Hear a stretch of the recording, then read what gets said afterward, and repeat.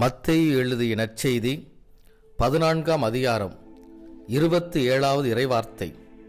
துணிவோடு இருங்கள் என்ற தைரியத்தின் வார்த்தைகளுக்காய் நன்றி இயேசுவே.